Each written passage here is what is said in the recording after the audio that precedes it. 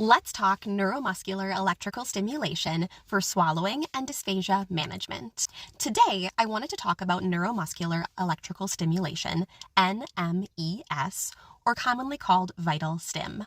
Let's get into it. First, a big caveat with neuromuscular electrical stimulation. This type of electrical stimulation is an adjunct. It's not a universal fix. Systematic reviews summarize mixed but promising results, with many individuals benefiting with NMES combined with targeted dysphagia therapy, especially in post-stroke and Parkinson's disease populations. However, that really varies based on electrode placement, parameters, and patient selection, meaning results vary. And that's important to know. When selecting individuals to participate in electrical stimulation, there's a couple criteria that are important to identify. A clinical candidate profile is going to look like this. Patients who have residual muscle weakness, intact cognition for participation, and clear physiologic targets where muscle activation is desirable.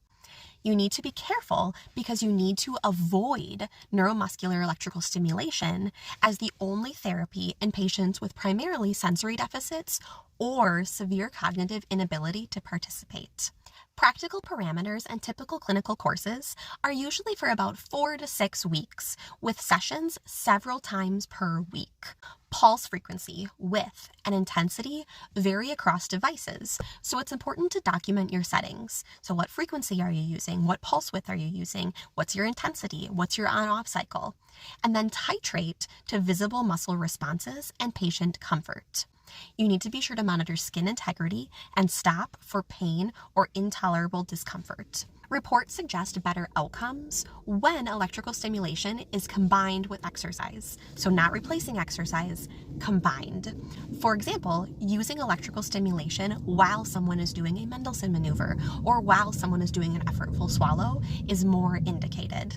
Bottom line, electrical stimulation can be helpful for selected patients, but it needs to be used with clear protocols, trained clinicians, and careful documentation.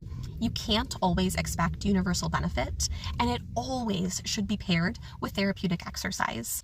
So things like Mendelssohn maneuvers, effortful swallows, chin tuck against resistance. Those are great exercises to pair with electrical stimulation if it's indicated for that patient and someone is trained in how to use that electrical stimulation, often called neuromuscular electrical stimulation or vital stim. Follow Baby Grand SLP for more educational content from the beginning to the end of life.